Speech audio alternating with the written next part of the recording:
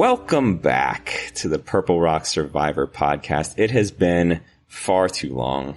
I'm your host, John. I'm joined by my co-host, Andy. Andy, it has been so long, buddy. What's been up? Anything going on in your life? Nothing much. I pretty much just go into hibernation between seasons.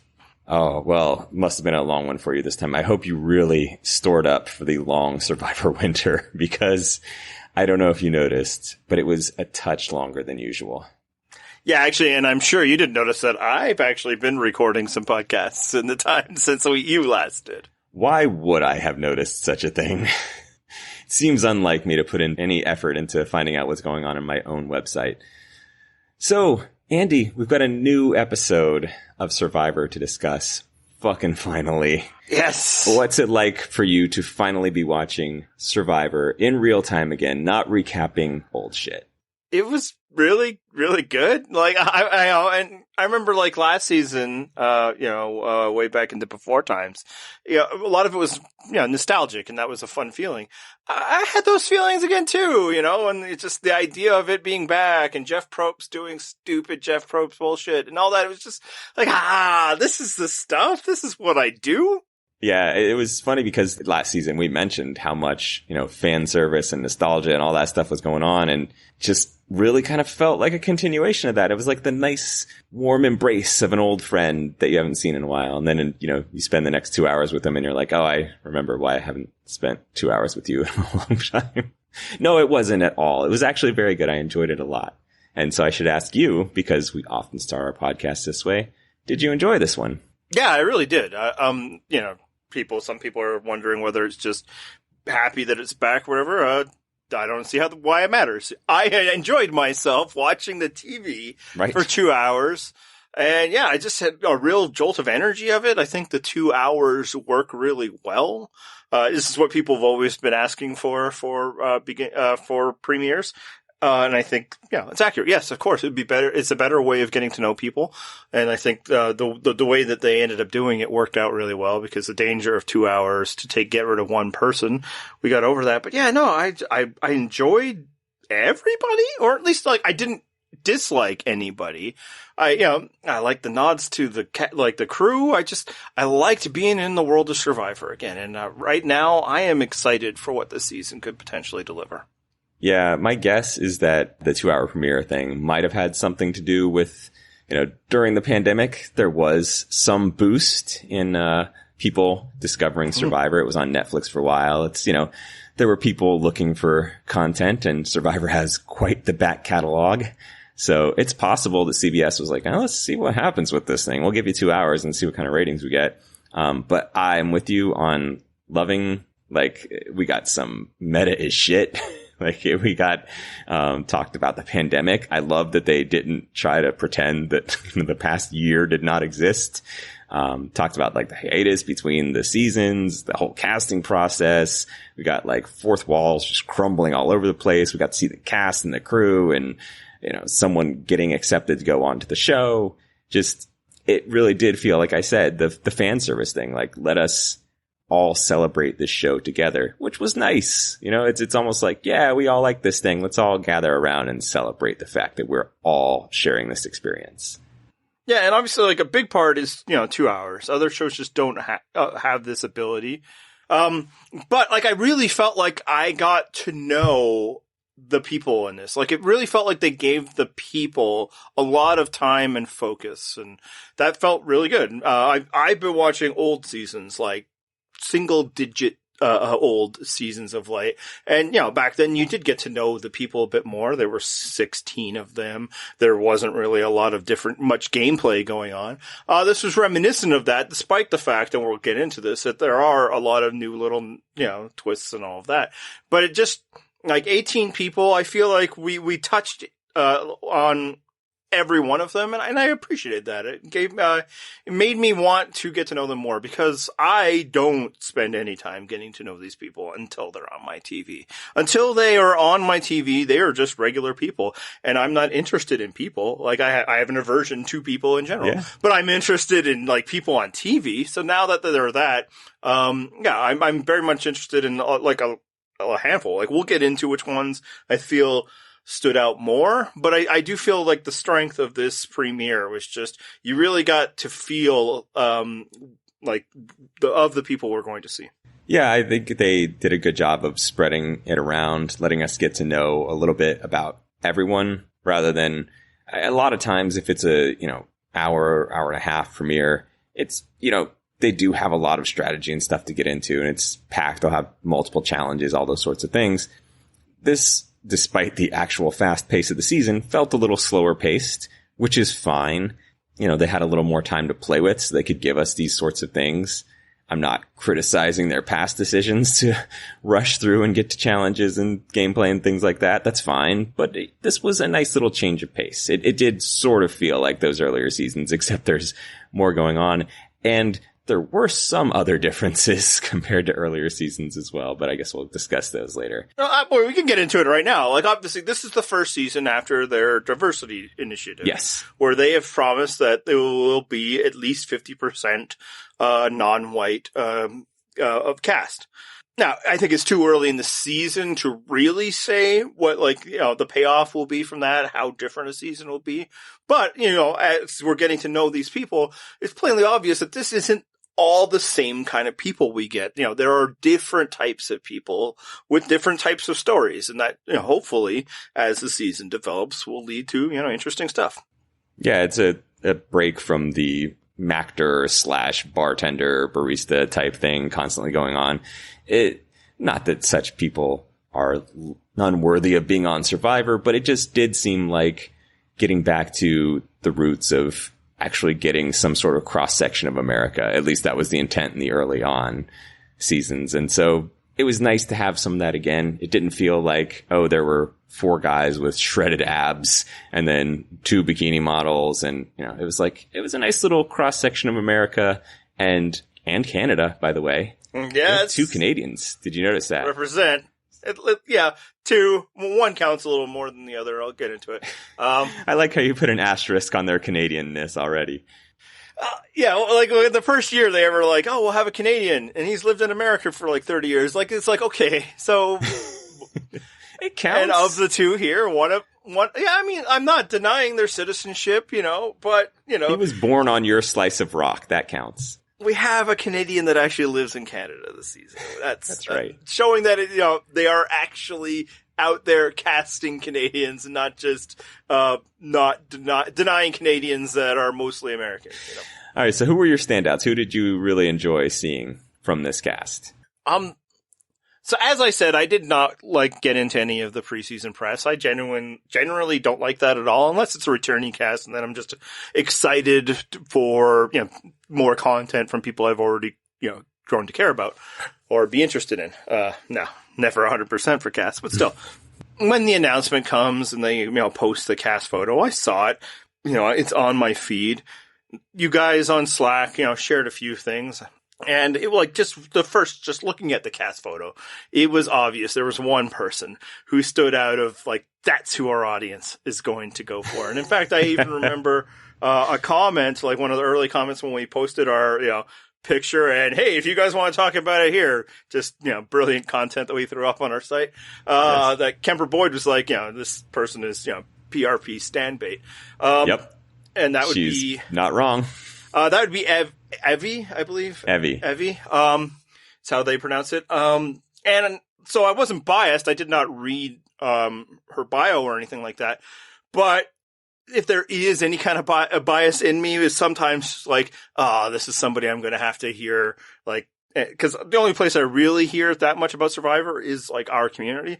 People just overpraise what they do and such. And then I'll be a contrarian about it. So I was maybe biased a bit that way, but watching the first time, I am all in. I thought Evie was great. I loved everything they did in this episode. Yep. I loved the rainbow underwear. I loved Evie, getting the alliance going with Leanna and just, yeah, I enjoyed it. Calling the shots on the first vote. But not in an obvious way. She was always letting people seem like it was their idea and then redirecting. When she's talking to us, she's even, understanding that like the way to work with people. I mean, she does that thing where everybody's like, I can't let anybody know about my job because then they'll see me as a threat. It's the truth is nobody's going to care. No one cares. At all. I guess if I was on the island, I too would not talk about my job, but that's just because I never talk about my job. It's just that boring. Same. But like, I love the way that she was interacting. You know, she didn't just say the obvious, like, let's start a all women's alliance or anything like that. She like figured out, okay, I got my two. I bet those two, let's work. And that's 4 that I can work with, a lot of different, you know, and they gave her different variables to play with. Yep. I all in now. So, you know, count me in, PRP until you guys, ruin her for me. And then, which shouldn't take long. The other one that stuck out for me early on, I mean, I already mentioned Liana, but, Shan. Yes. Getting her own theme music. Oh, I love that so much. That was amazing. Yeah. I mean, that was a beautiful instance of Survivor just like playing along with whatever falls into their lap. Like, that was great. Excellent editing. Really well done. And, you know, my own personal biases, I generally would not be rooting for a pastor, but hey, I try to keep an open mind. And yeah, Shan won me over. I was like, okay, I could get on board with this. So those are my 2 biggest ones, I think. She's clearly not here to play as the pastor. Right. You know, and sometimes people say, you know, and they're going to do this, but I'll be sneaky. It's like, but she was living there and we saw it. It wasn't just that she was like overplaying or something. Like we saw her, you know, integrating really well with various members of her tribe, but keeping her options open, playing people against one another.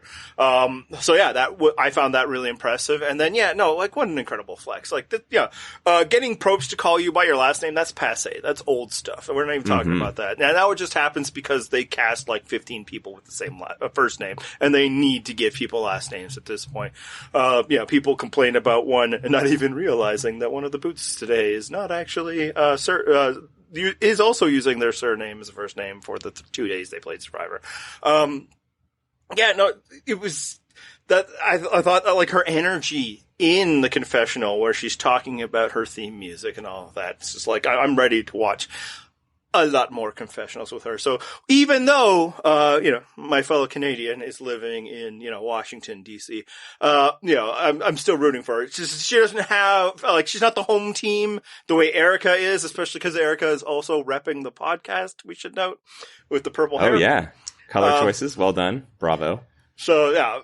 So those are, I'm rooting for them, obviously, unconditionally because they are Canadian, but I loved, Shan's segment. Yeah. Those were my big 2. Do you have any others you want to add? I want JD to play 2 more seasons. I love that kid. I don't care.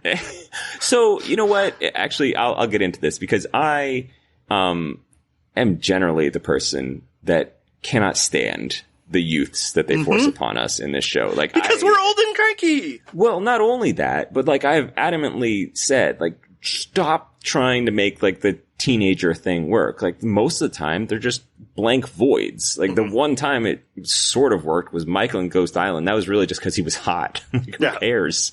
I mean, like, Julia and Co Wrong and Will and Millennials, like those people just aren't interesting TV. JD, however, that guy's got charisma, man. Like I enjoyed watching him talking on my TV, which is not something I generally expect from the youths that they cast on this show. Yeah, like this was, as we said, a fairly evenly balanced, or at least an attempt for, giving each member of this, cast a little bit of time. But there was one star among stars in terms of the edit, and that was my man JD. He was amazing. I don't care. Like, and look, was he good? I do not care. I don't think he probably was.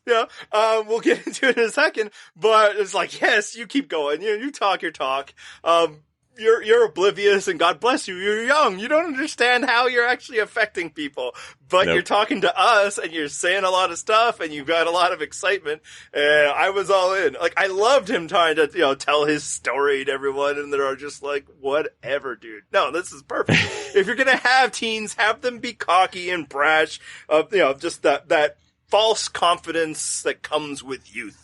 I loved it. And then I love, obviously, I have bias here, so I love a track star. And further, love that, rather than saying like, oh, I've run a bit. It's like, I'm a 2-time state champion. Just want to point that out. Yep, NFL player was like, yeah, I was a walk-on on college. I played a little bit of ball, I suppose. And he's like, oh yeah, I mean, just, 2 times. Yeah. And like, you get the backstory of him, which, we get backstory for a lot of people. We'll get into that too. It's easy for, and who knows how legitimate this is, but it's easy for us to do a little bit of psychology with this. This is a kid who probably struggled with confidence and then at one point in his life just decided, screw it, I'm just going for it. I'm going to be this man. Yeah, and I can relate. In some ways, I can relate to that, where it's just like, even if I don't believe it, I'll just fake it. It's almost like sometimes if you're communicating with people, especially on like an entertainment product, maybe you put on a bit of a persona.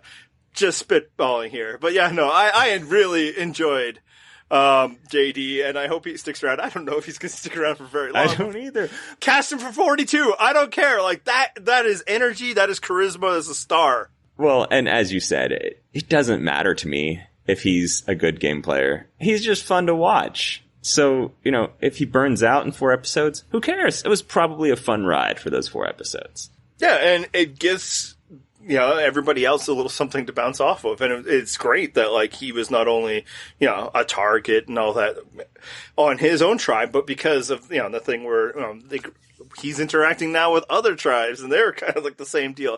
No, it was great. I love that he's got, like, either diamond or diamond-esque like earring. I don't know if I would have brought that to an island survival situation, but JD will, and that's why he's on TV, and I'm talking about him on TV. Right. How convinced were you, though, that we were going to lose him this very first episode? Oh, it was like at least 90%. My wife is like, so he's going home, and I'm like, or he's winning the whole damn thing. Like, those are the options right now based on this edit. I don't know if he's winning the whole damn thing. That's pretty optimistic. Definitely enjoyed his first appearance, but I don't know that he's necessarily along for the game. So did you think he was gone? Yeah, I mean, I wasn't totally sold because I felt like there were probably other options in that tribe. But man, as he's telling the whole story about going off on his own, I was like, this is not looking good right here. So yeah, I mean, by the time it got to tribal council, I had wavered a bit. I was like, I don't necessarily think it'll be him. So I had some faith, and hey, my faith was rewarded. He stuck around. Yeah, and I wonder if some of it is, I don't know if anybody else on that tribe wants to be the person in front. So, there might be an advantage to somebody as, brash as he, because it feels like a lot of the others, you just kind of want to be there, just kind of want to be along for the ride, or want to be behind somebody, have some cloud cover.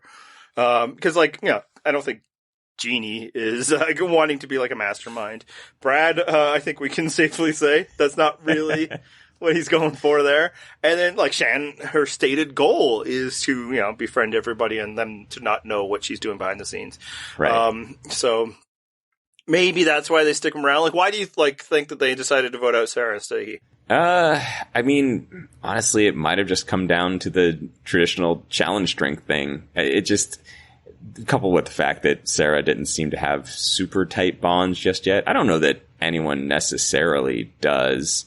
It looked like Ricard and Shan seemed like they had something going on, but yeah, I mean, why not? I don't know. I wasn't super attached to Sara. They didn't seem to be either. Yeah, I did wonder, like, because we see at the tribal council that they were worried that he was going to go for the advantage, right? So the fear of that, but at that point, like, in fact, what I thought was happening was when they told him to vote for Brad, that was just to keep the bounce back target off of Sara. So clearly that wasn't it. He certainly seemed like Ricard seemed like he was narrowed in on JD from like day one. Mm-hmm. But I guess his support was pretty soft because I think he was counting Jeannie as part of that support, and that didn't quite work out. No, that was weird. Not. They're kind of weird, right? Like this is when there was 3 different people being voted for in the first 3 votes. I'm like, wow, this is a throwback. Yeah, especially in a 6-person tribe. Actually, and none of them were JD, right? No, he didn't get a vote as far as I'm remembering here. We had Brad. Yeah. Sara Brad, with 3, Sara. Brad, and Jeannie voted for Ricard. So there you go. Put it down right here. JD is clearly winning the Survivor. Boom. Survivor 41. You heard 19. it here first. This will work out about as well as your Tony is never going to win Survivor prediction, by the way. I think I said that twice, but the second time was to lock it down. And it worked. It worked! Well. So, no, I'm going the wrong way. That's okay. Ruin it. Team Canada's going to win. All right, so that was I guess technically the second vote out of the episode.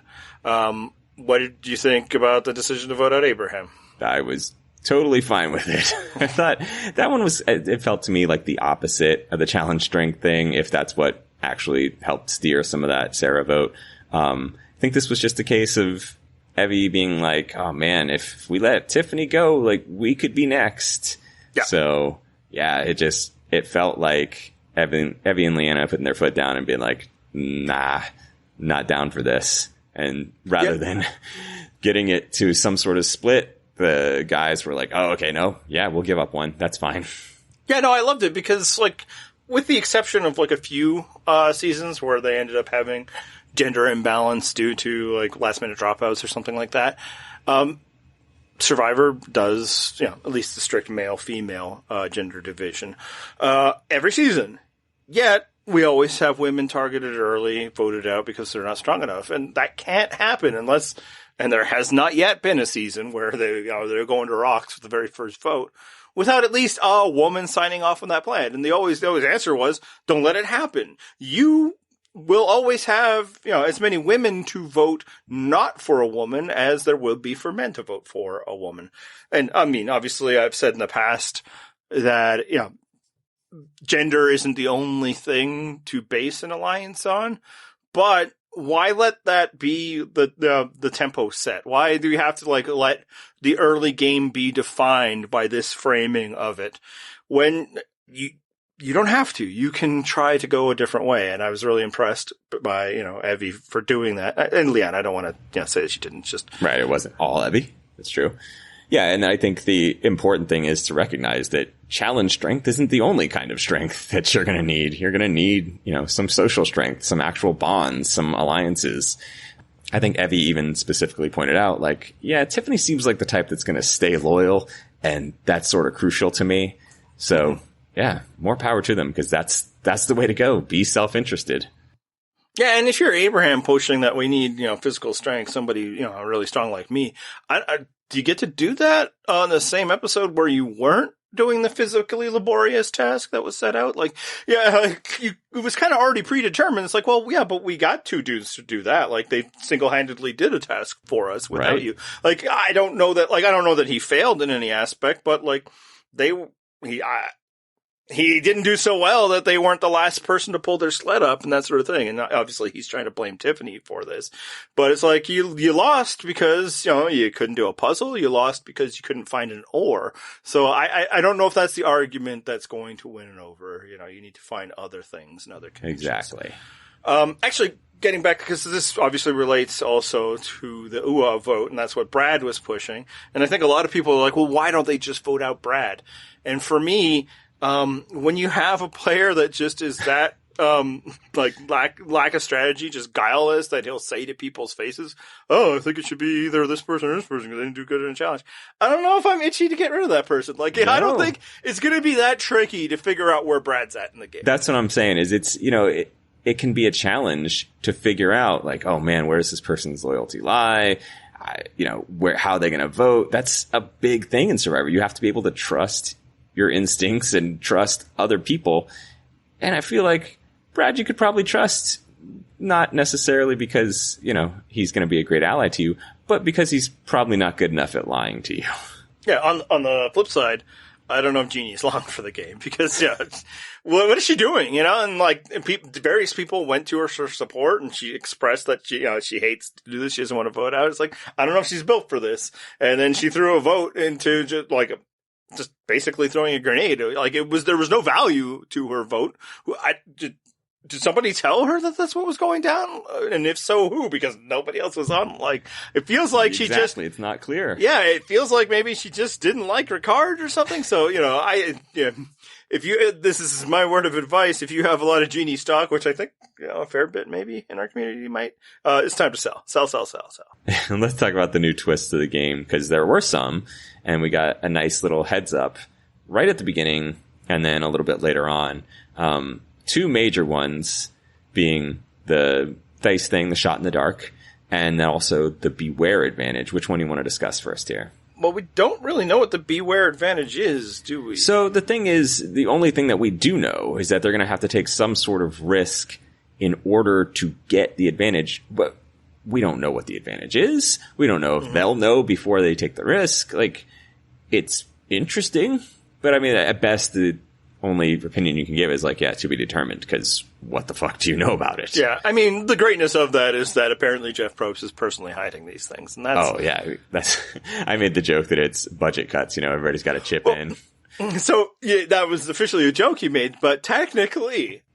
they were not fully staffed for these seasons. There were people who were not able to join them from their usual crew because their crew lives all throughout the world and different countries have different restrictions based on the country you're at. So there were some people that weren't able to leave their home country to be there, and maybe they were specifically the clue handlers. And if so, that is why Jeff Probst is the producer of producers, the host of hosts. There's nothing that man won't do in order to, ensure our entertainment. You think Jeff Probst won't get his hands dirty? He will literally get his hands dirty. That's right. All right, so let's talk instead about the shot in the dark, which we do have a little more information about. Basically, each player gets a little die, and then they can put that little die into some bizarre contraption when they go to vote, and then they'll find out if they happened to become randomly immune. And well, I think they reached that. I think. They then reach into a thing of like clue type paper, parchment, and hopefully pull out the one that says safe. Yes, they will find out right then and there if they basically got. I think it's, as far as I'm aware, it functions essentially like a hidden immunity idol, but you have to use it there, as far as I'm aware. Yeah, I don't believe you get to keep it for another turn. Yeah, there are a few things we don't know, obviously, because we haven't seen it in action. As you see, we're puzzling it out. The big one that I think is missing in order to judge, and maybe other people who have read up about the season know, is this a one-time use only thing? That dice is the only time you get the shot at it.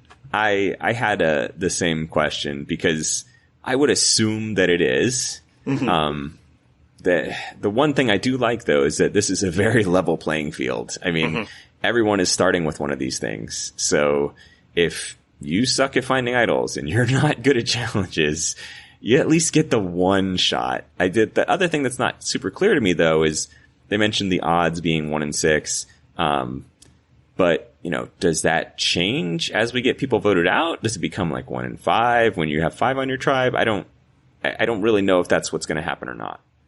No, I believe it's representative of a 6-sided dice. And if I had to guess, is that originally it was you roll a dice, right? That's what was happening until they realized that is an auditory experience for the other people that are at tribal council. And we're trying to keep this a secret, right?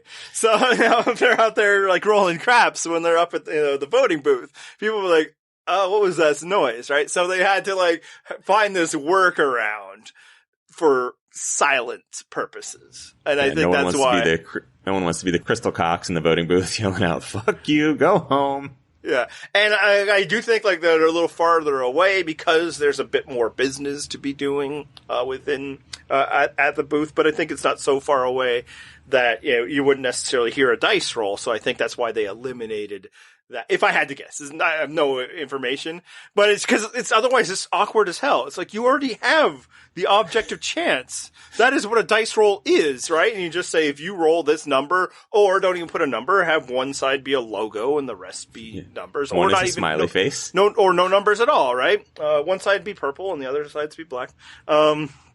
They would never do that because never.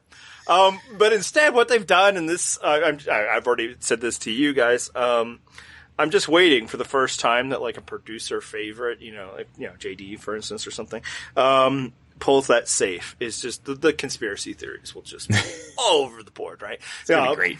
Us NBA fans will like be used to this. It's like, hey, this is like when the Knicks pulled that frozen envelope to get Patrick Ewing. But like for the rest of you guys, this will be new. So just be ready. And if somebody who you don't think the producers will like get it, then everything's on the up and up. But if it's somebody that you've decided because of, I don't know, they've been to a gym before or something like that, then clearly the fix is in. And in some ways, I can't blame you. Like, again, that's what the dice would be for. So I do want to point out, though, that is a great NBA conspiracy theory. Not the best one, though. Best one, of course, being Yao Ming is secretly 8 feet tall.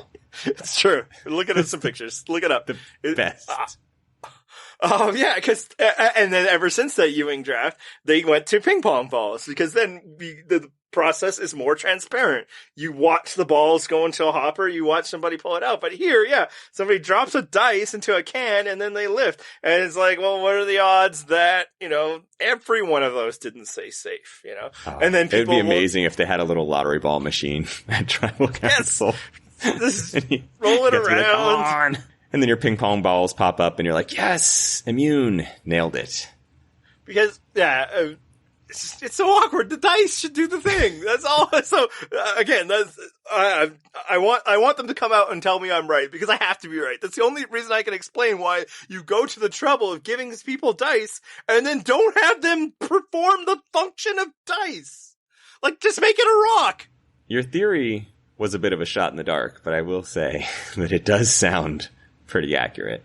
Yeah, so what do you think? I think a point you made is a good one, and that a problem that the show has had, and it has gotten better in recent times, is idol finders for quite a while were fitting a certain profile. And at the very least, even if, it's gotten better, there's been more women finding idols. The easiest way to find an idol is to have previously found an idol. Right? Exactly. And so this sort of counteracts that advantage that you might have by giving everyone equal footing. And it's not an idol. I mean, it is a shot at a very temporary idol that you seemingly must play right then. So it's not super powered. It's just... And you lose something, right? Yeah, exactly. You're giving something up. And you lose it no matter what. That's the other important thing. It's not if you win, you get to keep your vote. No. You're deciding that my vote is worth less than a 16.7% chance at being immune. And frankly, like that, there will be many situations where that does end up happening, but it's not always. So, I think it might be okay, or it might be like nothing, or it could disrupt. It'd be a big disruption. But I mean, some of these things exist to disrupt. Like, people complain. It's like, oh, that's going to break this thing or that thing. It's like, that's kind of the point. Is that they are trying to break it, and we'll see. Maybe it's a bad break, but in some ways, it's a good one. One thing to consider is that swap screwed is a thing. Like we've mentioned it many times. Like there's just going to be times where it doesn't matter how good your social game is or whatever. You got split into a tribe where you are the clear next person being voted for. It doesn't matter how hard you work, how good you are at challenges, if you give the camp food, it doesn't fucking matter. So you are at risk. And if you didn't find an idol, too effing bad. I don't know why I censored myself there and not the 40 other times in this podcast that I cursed. But the point is, in those situations, you're going to roll the dice, except not actually roll the dice. And you're going to try it, right? Isn't that the whole point? Like, this is a very small hedge against being swap screwed. Yeah. So I think it could be okay. It could be nothing, or, it could suck. Like, we have to see. Right. But we also have to, if we want to be fair observers, which, look, maybe you don't. Like, you're under no obligation. We're not journalists here. Not just the first result of it, like if the first result means that, somebody who you wanted to leave doesn't go home and somebody you did want to stay goes home. I mean, them's the breaks, man. That's what happens sometimes. Cause something I have noticed when watching, the very early Survivor where, the big twist was like, a swap or something, or, bringing people in the game that were previously voted out of it or something. But I do think the idol and like that kind of mechanic, the mechanic of breaking what would be an otherwise straightforward type vote, were really important because not just because of the predictability and that people tend to just start to do what was done before. Why create a new strategy when effective ones already existed? But also, before there was the ability to prevent people from voting for you, not only were votes really straightforward, the way people treated each other was a little different. They would have no issue going up to you and be like, yeah, you're going to get voted out. We don't care about you. You're not part of our numbers, and there's nothing you could do about it. So I think, idols and that sort of thing were useful in the very simple fact of increasing a level of, secrecy and gamesmanship throughout. You shouldn't, some people still do because they're dumb, assume that, the person you're dealing with could never pose danger to you. And you already saw it in this episode, people were already considering, but what if they have an idol? Like even, we didn't see it come into play with the Yase tribe, but I wonder if it was a real coin toss between Tiffany and Abraham. Hey, they could have given them coins too, is another thing, but that the odds are way too worse for that. They had that last and plus season. they would have put the coin in and then pulled the coin. They don't roll the dice. Anyway. Fire tokens. Come on. They were right there. Yes, I know. I wonder if they didn't really care, those four are actually an alliance, if it was Abraham and Tiffany. Tiffany knew she was in trouble and thus might have played her way out of it, right? Whereas Abraham clearly had no idea he was in trouble. So voting him out would be clean. So I don't know if that was part of the consideration. Certainly we did not see any of it. So, for me to suggest it would be complete fan fiction. But just that would be a type of instance, a wrinkle that such a mechanic could add that could be, interesting. Or, it might be one too many things. Who knows? And part of it is that it's sort of playing into people's risk aversion.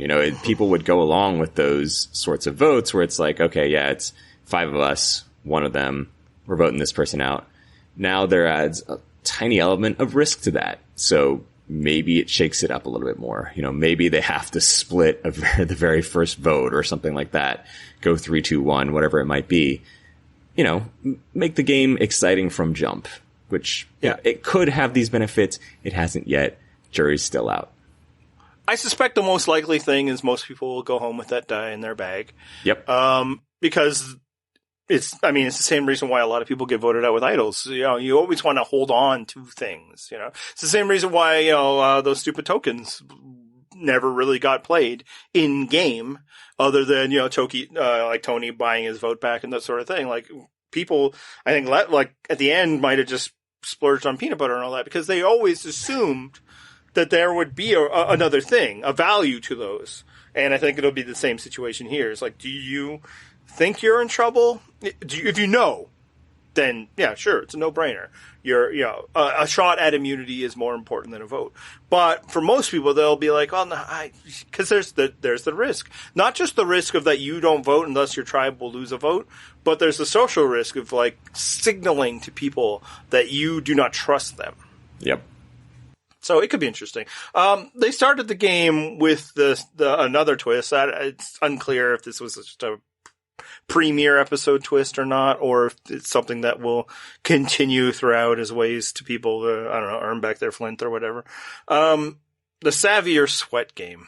In this specific instance, let's not generalize it because we don't know if we'll ever see it again. What do you think was the right call? The go and fill in the water or count in the triangles? What would you have done? Yeah, hearkening back to my risk aversion thing here. They had to guess at how difficult the triangle thing might be because they didn't get to see it. And there were obviously real stakes in getting that wrong with your one guess. So yeah, sweat is by far the safer option if you don't want to take that risk. Totally understandable. It does leave 2 of your tribe members pretty cashed. And I'm assuming that the challenge was not that long after that. It was the next day because they're moving at such a quick pace here. So yeah, sweat is the far safer option in that scenario. Yeah, I'm sweat all day. And for an easy, more simple answer, there's no scenario in which I would be one of the 2 people counted on to do that task. So, hey, man, Voss was not wrong about the potential social cost to him. Although I think, he ended up doing all right. But Hey, that's a tough break. You go get him, chump. Because, like, man, like, if my tribe at that point, first thing on the beach is depending on me to be the muscle man, we're fucking sunk, man. So I know that there's going to be anyway. Yeah, there's going to be two other people that handle that for me. So why wouldn't I let them, do it and hopefully succeed? Ultimately, you have to assume that this is probably a conceivable task, right? Like within the time frame, it will be very hard, but most likely, if you keep at it. Or hell, if you take a little idle hunting break, you'll get it done. Right. But I won't have to do it at all, so there's no risk to me. Whereas if we choose the triangles, I will have to participate because everyone will, right? Yep. I won't be able to opt out of that. And if you've seen all the people confidently answering on Twitter and other places, you'll get it wrong. It's like I have not seen a lot of consensus answers. I think now I've seen people who broke down computer algorithms to find out the answer. Everybody who's saying you could get that right, no, you won't. Maybe you'll luck into it, and you basically would have to just trust one or two people. Because even if it's like, oh, you guys can all count, and then when you get the same answer, yeah, maybe two of you get the same answer, but I bet two other people will get a different same answer. Exactly. It's a really hard thing, and keep in mind, you do not have a pen and paper to write this shit down with. This is all in your head. Who wants to be the person to be like, no, guys, we're going with my answer when, 5 different people had something else. Like, oh shit, you are taking way too huge of a risk to be like, no, trust me, it is 42. Let's do it. Like, nah. Yeah. Savvy puts my ass on the line. Sweat puts somebody else's. So Sweat all day, any day. This wasn't even that close a choice. So then, there was another choice in the episode though, because 3 guys got pulled off from their tribes and taken to an island where they went on a nice, pleasant uphill hike. Where JD was leading the hike, just so you know, by the way. This is a little flavor for the anecdote. Of course. And then they got to choose at the end if they wanted to play it safe or risk it for the extra vote. What would you do in this scenario? So my initial answer, playing along as Jeff Probst wants me to do, I would have gone the Danny route. Just it's not worth it, if for no other reason than having to construct a lie is a trap. So I just wouldn't bother. So I would say, even if you're telling the truth when you come back, there's going to be the suspicion that you're lying. And in this case, you can recount the exact scenario and change exactly one detail. So it's not like you're creating something out of whole cloth where, Island of the Idols are sending people off and they're like, oh, what'd you do? Oh, I looked around on a dock and I slept in a tent or something like that. No one mentioning Rob and Sandra. Like, no, you're not making up a story this time. You're telling exactly what happened, and then you're just conveniently altering one detail if you choose to lie. So yeah, no, that's what was great about this, because, that was my instinct, and, the same as Danny's. And then we see Xander do it, and he tells the complete truth. Yep. But also tells them that, hell, I might get an advantage. How about that, guys? And they were all like, oh, yeah, that's great. And they believe him because it's true. And also they don't seem to hate him for taking that risk. And then we say JD, who decides to yell. Or, not yell. Well, he's probably speaking up. He projects well. Who decides to lie. And, a fairly plausible lie. You just change the one detail as you suggest, and nobody believes him. And in every instance, and again, it's a plausible lie, but I also feel like he wasn't delivering it well, because he has no real conception of how he comes off to people. It's brilliant. Nope. It's great. I love it. Great. But people criticize it, and that's fine. You're criticizing it from the scale of how good he is at playing the game. Fantastic. So reality television needs those people. We need people who do not understand what their true effect on other people is. Otherwise, they might not have that effect, and we need conflict. But each way it was different, and basically all it boils down to is, what is the impression you've already made on your tribe? Yep. So Danny has already proven himself to be a bit of a workhorse, a straightforward type dude. So they're like, well, okay, yeah, I believe you. That sounds, there's no embellishments. Everything sounds right to me. It seems like a choice I could believe from what little I know of you at this point that you would make. Xander, clearly they all like the guy already. So he can just come right out and say, I have an advantage, and spin it that we have an advantage. And they'll be like, oh, that's great. Probably because he's attractive, like this is just like the John Hamm, 30 Rock thing, right? And then they were already, feel pretty sus about JD, so it wouldn't have mattered if he told the truth. As he said, he could have done exactly what Danny did. Though, to be fair, though, JD is also a handsome man. He is, but he's a kid, and That's true. And at least half that tribe is a little more mature, right? So, yes. It was really interesting because, that's what I would do. And I think I would be okay. I think because I would tell it straightforward. I'd probably even tell it that it was it's clearly a trap. But I wouldn't have the same nervous energy of JD. He's look at my bag. I'll even strip down if you want to. Because he's memorized every trope of this show. Exactly. And so I thought it was really interesting in that respect that 3 different approaches. Yep. And it doesn't matter. It's just basically about you. I was actually I would have risked it. And I think I was kind of surprised at how well Xander being honest about risking it went over. Mm-hmm. It definitely was that they'd already liked him. But at the same time, and he did make a concerted effort to treat it as our advantage. And maybe in the moment, if you're on his tribe, you think oh, that is good that we have this advantage. But I mean, you have to be thinking shortly after that conversation, well, sure, it's our advantage, but who's holding it again? Still Xander. So, it's nice that he chose to be that honest. A little risky going forward, I think, though. Here's the other part of it, though. We've discussed this before. An extra vote is an advantage, but it's not that big an advantage. Right. I believe it's paid off at least once, but it's also not paid off. It took a while before it ever paid off because you need it. It's incredibly situational. It has to be a situation in which one vote turns the tide. You need the most razor thin margin possible. Yeah. Yeah, that's why he was playing it off, and frankly, maybe why it's easier to sell as a group advantage, because it really only helps him if he also has other people voting with him, right? So you be those people, and you're golden, right? It's not an idol. If it's an idol, I'm probably risking it. But for the payoff, risk, reward, and again, the risk to myself of whether people will believe me or not, I think I would have not. And also, the other part is how. And this is another part, the brilliance of this little twist. I thought this was a really effective little thing, especially in lieu of a challenge. So it broke up, the constructing camp scenes with everybody wasting their fucking time weaving palm prawns. Sure. Is a complete waste of time. If you ever go on Survivor, don't do it. You're not going to get them sealed tight. Just throw a bunch of palm prawns on the ceiling. Layers. That'll do it. But anyway, I thought it was really good because you had that prisoner's dilemma portion of it.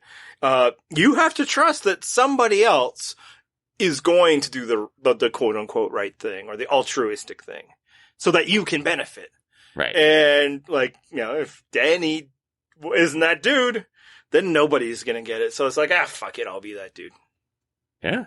I mean, and that might have been a good read on the part of the others, and they might have seen that from Danny in that long walk. I did enjoy that they sort of guessed what might be coming up ahead of time. But then nobody showed their hand. Yeah, exactly. So they could have tipped their hand, but not quite. So, yeah, it's possible in that moment, everybody's okay, so yeah, Danny's probably going to go for it, and turned out to be right. So yeah, I like that. It was a nice little piece of business by the show. We'll see if it was a one-time deal as a way of distributing the meager supplies or not. Actually, no, that's the other thing. It wasn't supplies at all. It was all merely advantage-based. Exactly. But speaking of those meager supplies, though, they do have meager supplies this season. Probst is big on this being a shorter game, but that also means it's going to be less food. They're not giving them any rice. There's going to be more danger, which is an unclear thing. Yeah. Although I think he described it as dangerous fun. Sure. And then losing Flint, it's a slightly tougher road. We're going back down to some survival aspects that I don't know that I was necessarily super stoked about in the past. What's your thought on this? For one, we do have to kind of wait and see. I'm not really in favor of the losing the Flint thing. I don't know if there's going to be a lot of juice in that for us. One side note is that they've done away with the idea that you need to boil your water. So we're not, dehydrating these folks. They have fresh water and they have canteens. So like losing the flint isn't going to take away that, but it will obviously take away the opportunity to cook whatever food they are able to acquire, capture, or what have you.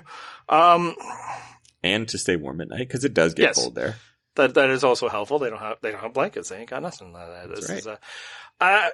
I know the initial instinct is the idea that this is going back to like the severe deprivation of things like Africa and Australia, two places where it should be noted they were given canned food. But those were survival, and it was boring. It was literally watching their hair fall out. I don't think it's that. I don't know if it'll be that. What I think they're trying to do is compensate for the fact that they lost 13 days of season. And while we don't, like we specifically, you and I, other people in this, like maybe this, don't watch for the deprivation aspects of Survivor, there needs to be a deprivation aspect to Survivor. Like the stuff needs to be made hard by the environment. Like if a Survivor is too easy, then I think it affects other parts of the game. Typically they just get that through time, right? Those 39 days will, wear people down, and with the sleep worn down, deprivation's going to get to you over that time.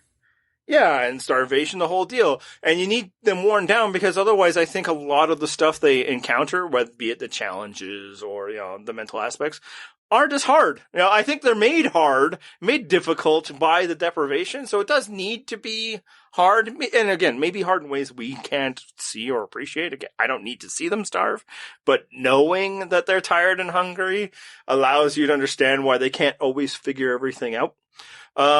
So I can see it as like a calibration. It's like, well, if they're not going to get worn out by time, then how can we wear them out another way? But I also think like you could just give them less rice or something, That's what I'm thinking. Because they're not going to be sleeping better. You're not giving them luxury and comfort. At least not yet. So yeah.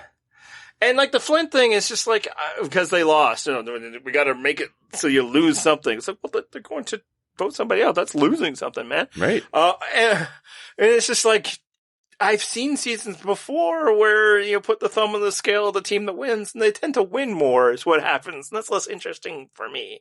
And again, I'm not somebody who has a problem with the same tribe winning all the time, but I want it to be as a result of their other superiority, not because they won the right one and thus get to always, cook food or be warm, and the other people just get worn out. So I don't know. I see the need to do something to counteract the loss of 13 days so that the contestants are suitably worn down, and thus, their challenges, the thinking is made difficult. I just don't know if this is it. Well, let's talk about the man who came up with this plan. The man that we're all glad to have back in our lives. Bar none. No one has ever complained about him ever before. Ever. Jeff Probst. Is there a more universal opinion among Survivor fans that Jeff Probst is amazing? I mean, the New York Times did a whole story on how great he is and how, this is his show. He's the standard bearer. He's been around this long. No one's ever complained about it, Probst, as far as I'm aware. So they had to have been happy because we got a lot of Jeff Probst in this episode. So much. We started with the whole State of the fucking Union right up front. And like my fellow Survivor fans, like going at us. It was amazing. He's breaking the fourth wall, staring right at us. And whenever you get Jeff Probst to do a bit, it's just gold. Like, he is made for live television. He is. He's so good. I mean, I'm not saying necessarily he did that in one take, but probably because he's that damn good.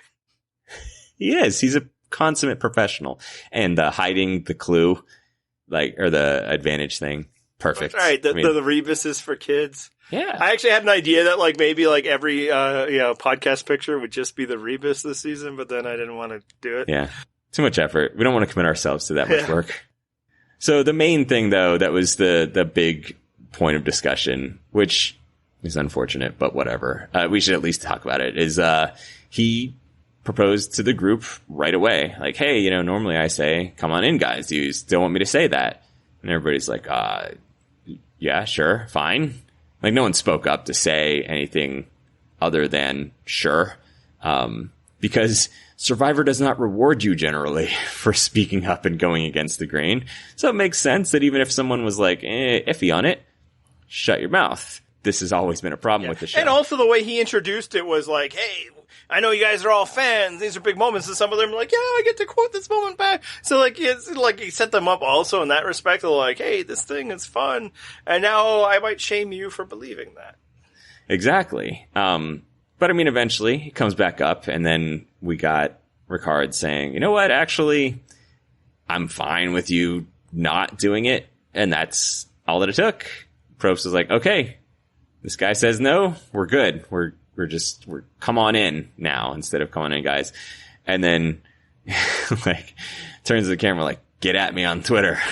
Like, all right, man. Which, whatever. I didn't mind that because that's a bit of PRP energy there. Like, hey, so haters great. come at us, but I don't it. give a shit. So,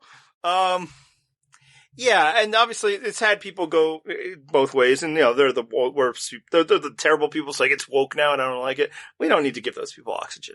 But I think there were a lot of more interesting discussions. Of whether this was a thing. I think the common one is just that this was so poorly executed, and I mean, I get it. It really was. Yes, this was not the flawless execution of how to discuss these sort of sensitive topics.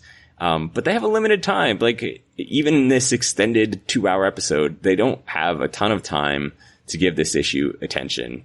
And you know what? There's probably someone out there who's watching, who isn't on social media, is not in a major city, isn't having these discussions. And this at least lets them know that there is a discussion to be had around this issue. So like, yes, he could have just simply dropped guys from that phrase and never ever mentioned it again. But he is clearly not that man. Like, he loves televising these discussions. You have 40 seasons you can go back and watch. He loves doing this sort of stuff and having it be put on air that you're discussing these things. He likes to feel like he's doing something. So, like, he's also clearly a man who loves the traditions he's built up over the years. So it's not a small thing for him to change saying, come on in, guys. I think it's pretty clear he had heard some blowback to it and was like, you know what? I hear you. I'm down with dropping it. And I think, honestly, probably was very game to drop it and just wanted someone to say, yeah, please do that. And to me... I think he was fully expecting it. Yes. And when it didn't go that way, he was like, okay. Right. This was supposed to be the moment of showing how willing I am to change. And I think that's another part of some of the discussion is just like, we're worried about bigger issues than this, dude, right? Like, this is the whole thing. This is very much like putting a black box on your Instagram. It's not the most significant change you could possibly make, but it's something. I mean, it is that Probst level of gesture. Yeah, and I mean, like, why does he have to call attention to himself? Yes, that's what he does. I mean, yes, he very much have you ever was calling seen this attention show? to himself. And in his mind, like, I think the heart right in the place, I'm going to call attention to this issue in a way that should be easy, right? It can't be just... It's harder to, and some people would say, I don't care that it's harder, you should, but like really dig into some of the issues, although they did some of that last season too. But, and I don't even know if it was somebody who said, when you say, come on, guys, that's not inclusive. It might have been genuinely him trying, him and the producers trying to be more inclusive. The season is very much about that. And then him having like, I say, guys, when I do that, should I be doing that? Oh, let's have it on the show. That'll be great. Because he is a fucking cornball, and I get why people don't like it. I love it. I fucking love it. I don't care. Like, I've gone all the way on the other side. I mean, I don't know if I was ever that anti, but it's just like, give me my cornball Jeff Probst and my cornball Survivor show, because this is comfort food for us. Yeah, like, I don't know how that you can love this show without recognizing that it's always gonna be kind of stupid in some ways. Like, the other thing I watched a lot this summer, it's a summer show, so I watch, is American Ninja Warrior. That show is corny as fuck, and it needs to be. Keep that show corny. And it's the same. So, like, yeah, I know, like, the things that Jeff Probst does just, like, can reflexively annoy people, and he should. And the show should be called out on the things they need to fix. But I also, like, the idea that he's out there putting in clues and and he's excited about future Survivor players, like we should all be able to have a laugh about that stuff. Like, give me some of that. If he gives us a season with nothing to tease, then I'll die a little inside. And so this is the thing. Like, it again was not the most beautifully executed discussion of this issue or change that he could make, or a significant change that he could make. But let's just let the man try and fail. Like, at least he's well intentioned. And if you doubt his good intentions, we already mentioned earlier, in the time since he fired the old casting director, he got lobbied by a group of former survivors to commit to a more diverse cast. He fucking did it. I mean, and we also, in this episode, saw a ton of out and proud LGBTQ representation. And then he adds on, fuck you, come at me, and gives his Twitter about the dropping the word guys thing. So, like, I have to assume it was well-intentioned. Maybe poorly executed, sure, and you can argue about that. I don't think there's much argument. It kind of was poorly executed, but well-intentioned. And I'll take well-intentioned and poorly executed over the reverse. And then I'll laugh at the other dumb stuff. Yeah, like, yes. And I should say, yeah, drop it. Sure. Like, I'll say, 2 years ago, my softball team, or not my softball team, my little league team that I was coaching, I was using guys a few times, and I would stop myself because, frankly, I had two girls on the team, but also trying to get out of it anyway. And then, like, the one girl's like, "Oh no, it's fine." It's like, no, it's not fine. We can do better, but it's tough. And so, like, the idea that you wanted to try to change that language is important. You know, there's language has meaning, but yeah, to the point that people have also made is, like, you know, putting people on the spot to first timers to stand up to, you know, the host that they've been watching for however many years, and also, you know, the biggest voice on the show. It's a tough spot. Yep. But it worked out, you know, good for, it did also provide, as much as it provided a potential negative opportunity for somebody to stick their neck out, and as a show you don't want that, it also gave a moment for Ricard to, you know, really stand up. I thought it was a good moment for him. So, yeah, there's that. We got more of all these characters. As you say, we have, you know, they're diverse in many different ways, and we got to know them. What did you think of, like, the extra segments where we would see, like, their, you know, their lives and hear more about who they were before the island and get footage of it? There's been a lot more in recent years, them sort of playing with the structure of the show. We've gotten flashbacks. We've gotten, you know, they've brought back clips of previous seasons in this one or in their current seasons, whatever it might be. They've gotten a lot more free with how they edit the show, which is good. I think that adds something to it. And particularly with this one, I think it was like a nice 180-degree pivot from how the show used to try to, like, make these characters as one-dimensional as possible. Like, that was an ongoing thing for a long time. And I understood why, for expedience in, you know, cramming this all into 45 minutes of television. Sometimes they probably felt like they had to do that. In this instance, it gave them some space. Like, it let them fully flesh out these humans rather than saying, like, oh, that's the dumb surfer guy. Like, oh, okay, now it's the flight attendant guy who also got married after 30 days and has a kid. And it's not pigeonholing these people in the way that they used to, which I enjoyed. So the biggest thing I needed out of this season, when the last season ended, was to not feel bad. Yeah, I don't like it when Survivor makes me feel bad. And it doesn't mean that, you know, it has to paper over things to make that happen. But it was just like, get people that don't suck and just let them play. You know, I still want to see backstabbing and all of that because I don't view those as immoral acts. I view them as the structure of the game that you're playing. Just as I don't view bluffing in poker to be a sign of your, you know, moral standards. Yes. Right. But I just couldn't, you know, we couldn't have a 39. Because there was enough things going on in the world making me feel bad. So I want to feel good about, you know, the people in the show.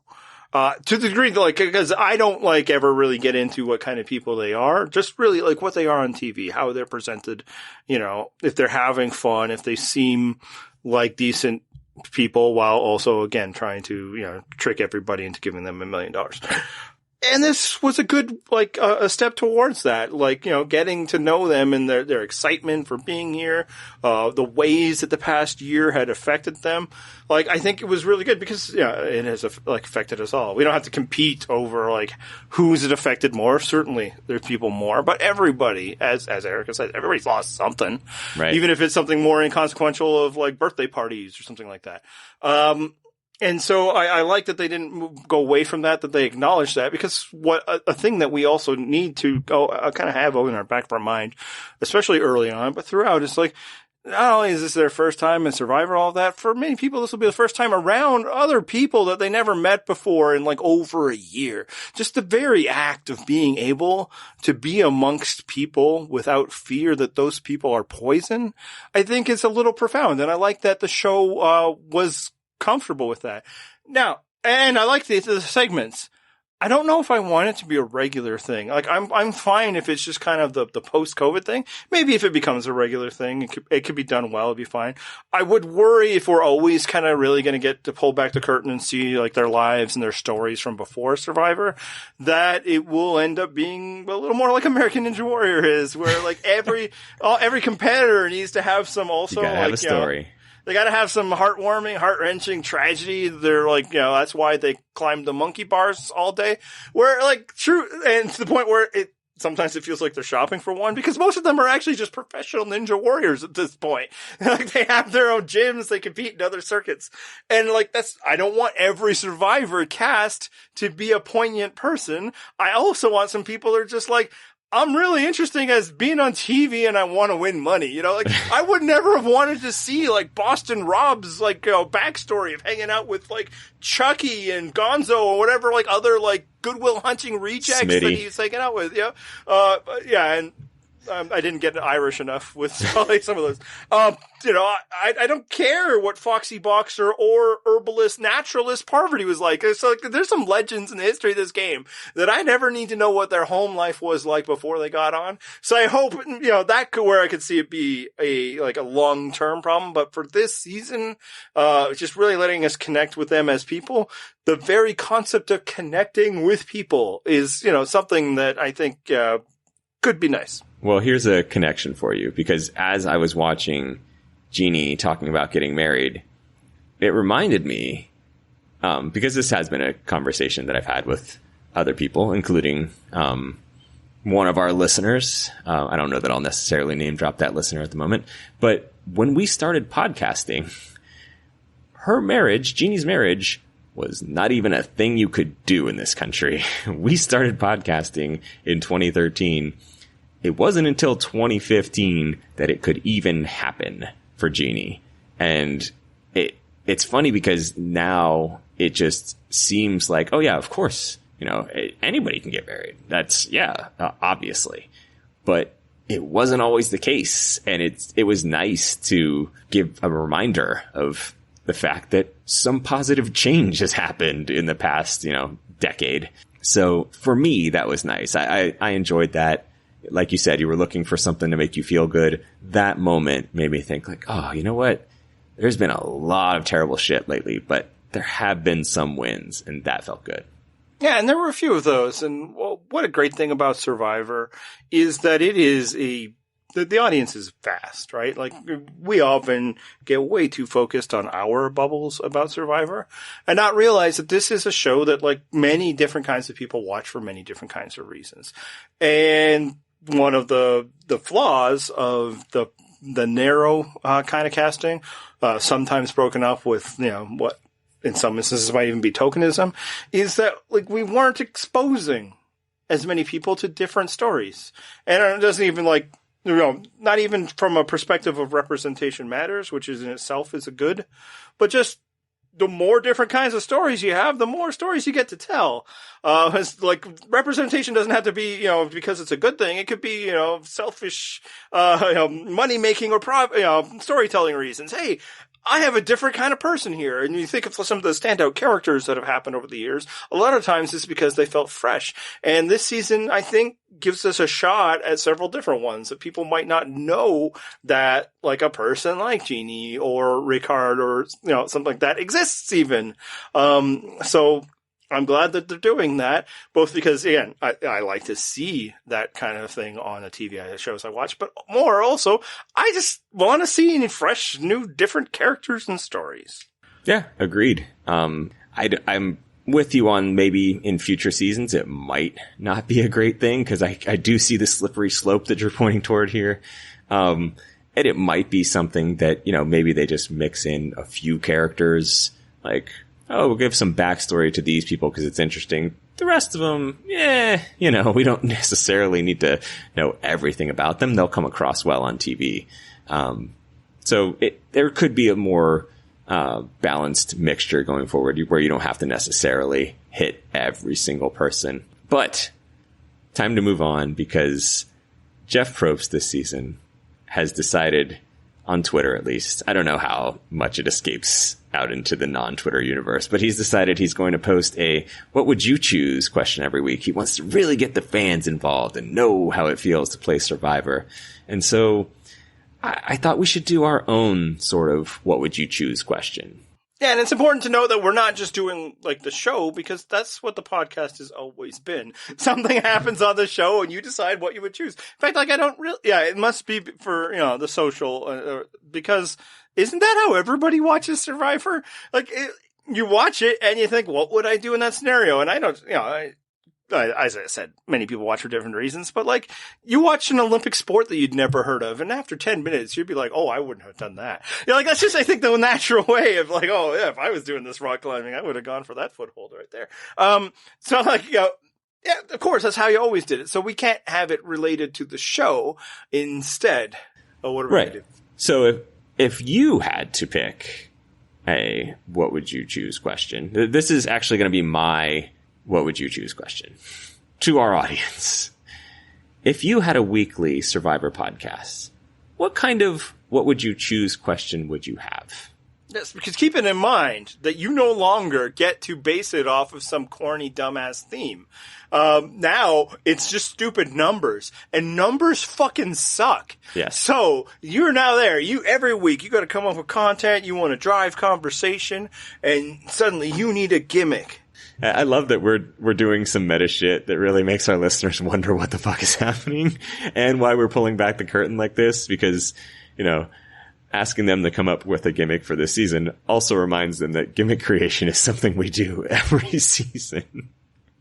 Yeah, come on. Like, let's talk about that really briefly. Is that, so that going forward, for at least the short term, who knows if it's always, they decided they're just going to number the seasons, right? There are no more goofy gimmicks, which was becoming a problem, right? Before it was easy. It was named after the place they were at. If it was a place they'd been to more than once, they just, zoom out or zoom in as required, or maybe, and the most annoying is when they would name the place but also subtitle it. It's like, man, you're wasting it. It can't just be Islands of Fire and Vanuatu. What if you need that? Right. But because they've been in Fiji forever, they keep coming up with stuff. And, it is ridiculous. And so, maybe one of the reasons they had more time to focus on the people besides the 2 hours is that they didn't have to sell some kind of, outlandish premise as a way that we actually divide people. But it gave us something to do. We were constantly trying to figure out, if things are game changing or healing or whatever. Who's a hero? Yeah, and just personally, like, again, it's probably a positive change. Some of these things are really goofy. Like, somebody's like, oh, this season could have been Survivor, Savvy, or Sweat. And I'm like, man, that would have been amazing. I could have done something with that. But the tough part is I don't remember numbers, man. Like, I remember Survivor seasons because they all have different titles. So, right. I mean, numbers are my disavowed enemy. So we're going to see how it goes. But how are we going to find new things? Cause this is a 2-hour premiere. We're getting to know people. No problem. But man, week 7, we might need to fill some time. Our challenge to you. What would you do if you had to come up with a gimmick? There you go. That's our "what would you choose" question for this week. Perhaps we'll have a different one next week. Depends on how good your responses are. And where would those responses come from? Oh, you can post those responses if you'd like to our website, which is purplerockpodcast.com. We have a wonderful comment section there that blew up for this first episode. Everybody nice and happy to see each other again virtually. And we can also reach out to us on Twitter. The show is at Purple Rock Pod. I usually live tweet, and I did this week. And our accounts, I'm at Purple Rock John. Andy is at Purple Rock Andy. And also on our website, we've got a fantasy game going on if you want to pick a team of 4 survivors and see if you can win our fantasy game that's, I think, around 250 people right now. Probably going to be way more than that by the time this even drops. But stop by our website if you haven't already done so. We got a ton of traffic over the past year or so because people were clearly binging Survivor, and we have rankings that I guess the internet really loves, and then also reaches out to us to tell us they really hate. I mean, how dare we? That the season we said was bad was clearly more bad than the 3 other seasons. Yeah, my personal favorite is how can you have this season as next to last? It was clearly the worst. Okay, well, there's only one worst spot, and I can't stick 7 seasons into that spot. I'm sorry. That's not how rankings work. And I mean, as most of you have played before, but if it's your first time, you just know that you have this week to make any changes to the pick 4 fantasy team you put together. The rule being, of course, you need to find a combination of 4 that nobody else has picked. So, my understanding is a lot of people are swapping out Sara. Is that accurate? Not as many as you would think, but yeah, most people have gotten to it already. Now, as John and I have not podcasted together since Winners at War ended, but there has been some content on the website since then. We covered some old seasons in that time, so if you went solo. Yeah, I did do one season all by myself, one episode, so you don't have to go that deep. But I watched Survivor All-Stars, so if you want a summary of one season, that is there. We covered Pearl Islands and another season, Cook Islands, all about the islands. Yeah. But we also want to thank the people, apparently they play Survivor in other countries that also speak some form of English. And they have, 1,000 episodes a week or something like that. Yeah, apparently like 15 hours every single week. And we had some very committed people. Kemper Boyd, Assistant Dragon Slayer, Barbara Anderson, and Something Quirky. Thanks for that. Yes. So covering Australia, and some of them were also covering South Africa. I believe both of those seasons finished. But thank you to them for providing that coverage, and anybody who commented on that. We don't watch those seasons. No crack on them. I'm sure they're delightful, but we don't. But yeah, so thank you for that. Next, we're going to keep going all season long. There are other members of the thing we call staff. You might hear from them, you might not, but come back and we'll be excited to see you. It's back! We're back! As I said at the beginning of the show, welcome back. It has been so long, and I'm glad you're here. Not all of you, but most of you. And hit the theme music.